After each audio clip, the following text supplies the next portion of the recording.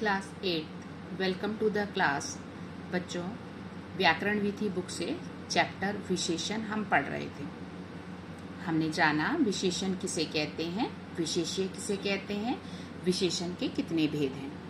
बच्चों, 3 विशेषण के विषय में हम जान चुके हैं। आज हम 4th विशेषण सार्वनामिक विशेषण के विषय में जानेंगे।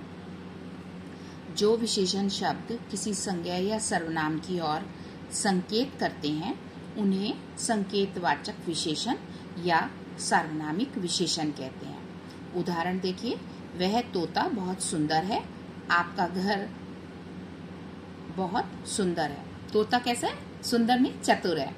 वह तोता बहुत चतुर है। तो यहाँ पर वह शब्द और आपका शब्द ये तुरंत बाद संज्ञा शब्दों के द्वारा अनुसरित किए गए हैं।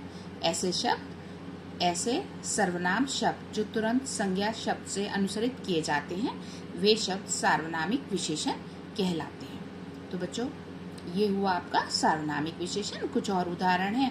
वे लोग भीतर बैठे हैं, यह घर इनका है, मेरा भाई प्रथम आया। तो इन सभी में रेखांकित सर्वनाम शब्दों के तुरंत बाद संज्ञा शब्दों का प्रयोग हुआ है। अतः ये सर्वनाम के स्थान को छोड़कर सार्वनामिक विशेषण के क्षेत्र में आ जाते हैं। अब है बच्चों विशेषणों की तुलना। कुछ शब्द मूल रूप से विशेषण होते हैं और जब हम 2 व्यक्तियों या 2 पदार्थों की विशेषता की तुलना करते हैं तो वह विशेषण की उत्तरावस्था कहलाती है। और जब हम 2 या 2 से अधिक वस्तुओं, व्यक्तियों या स्थानों की तुलना करके किसी एक को सबसे अधिक अच्छा बताते हैं तो वह विशेषण की उत्तमावस्था कहलाती है। देखिए, मूलावस्था का उदाहरण है, यह कपड़ा मुलायम है। तो मुलायम शब्द कपड़े की मूल अवस्था को बता रहा है। देन है उत्तरावस्था, कमल नीरज से लंबा है। तो यहाँ पर तुलना की गई है, तो से लंबा, ये उत्तरावस्था को बता रहा है। देन है मेघनाद सबसे अधिक शक्तिशाली या बलशाली था। तो यह विशेषण की उत्तमावस्था है जहां पर हम उसे सर्वाधिक अच्छा बताते हैं। हम 1-2 उदाहरण देखते हैं जिसमें विशेषण शब्दों की अवस्थाएं किस तरह से हम प्रयोग करते हैं। जैसे प्रिय, उत्तरावस्था में इसको क्या बोलेंगे? प्रियतर। और उत्तमावस्था में क्या बोलेंगे? प्रियतम। इसी तरह से एक और शब्द देखिए, मृदु, यह है विशेषण की मूलावस्था। मृदुतर, मृदुतम। तो बच्चों, इस टेबल को आप पढ़ेंगे और इसके बाद कुछ एक आधा उदाहरण और देखते हैं। इसके बाद है आपका विशेषण शब्दों की कुछ विशेष बातें विशेषण संबंधी। पहला है विशेषणों की विशेषता बताने वाले शब्द क्या कहलाते हैं? प्रविशेषण। जैसे सीमा बहुत कम चालाक है। तो यहाँ पर आया हुआ चालाक शब्द क्या है? विशेषण।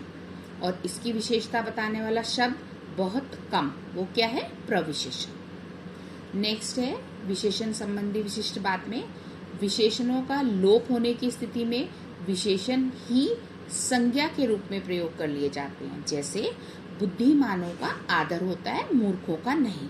तो यहाँ पर बुद्धिमानों शब्द ये क्या बोध करा रहा है? ऐसे लोगों का जो बुद्धिमान है। सार्वनामिक विशेषण शब्द संज्ञा के अनुरूप बदल जाते हैं। यह लड़का, ये लड़के। अगला है विशेषण शब्द संज्ञा के लिंग और वचन के अनुसार अपने रूप बदल लेते हैं। जैसे मोटे लड़के, काली लड़की इत्यादि। बच्चों, विशेषण शब्दों की रचना अलग अलग प्रकार से होती है। हालांकि कुछ विशेषण शब्द मूल रूप से ही विशेषण होते हैं और कुछ विशेषणों की रचना होती है। जैसे सर्वप्रथम हम देखेंगे संज्ञा द्वारा विशेषण बनाना। इसमें प्रत्यय जोड़ लेंगे। इक प्रत्यय शब्द क्या है हमारा? मूल। और इससे बना हुआ शब्द है मौलिक। ऐसे ही बड़ी ई प्रत्यय है, इससे बना हुआ शब्द देश के साथ बनेगा देशी। इसी तरह से इत प्रत्यय के योग से पुलक और पुलकित। ईय प्रत्यय के योग से जाति और जातीय। तो ये हमारा बने प्रत्यय के योग के द्वारा। अब इसी तरह से कुछ और दिए हुए हैं, जैसे आलू प्रत्यय है तो श्रद्धा और आलू श्रद्धालु। वती प्रत्यय है, ईला प्रत्यय से जैसे ले लीजिए रस और ईला रसीला। अनीय प्रत्यय से ले लीजिए दर्शन प्लस अनीय यानी दर्शनीय। इसी तरह से अक है, सहायता से अक प्रत्यय के योग में सहायक। दूसरा है सर्वनाम से विशेषण बनाना, जैसे वह से वैसा, मैं से मुझसा। देन है क्रिया से विशेषण बनाना, टिकना शब्द से है टिकाऊ, है ना। तो वो हो गया आपका विशेषण शब्द। देन नेक्स्ट है आपका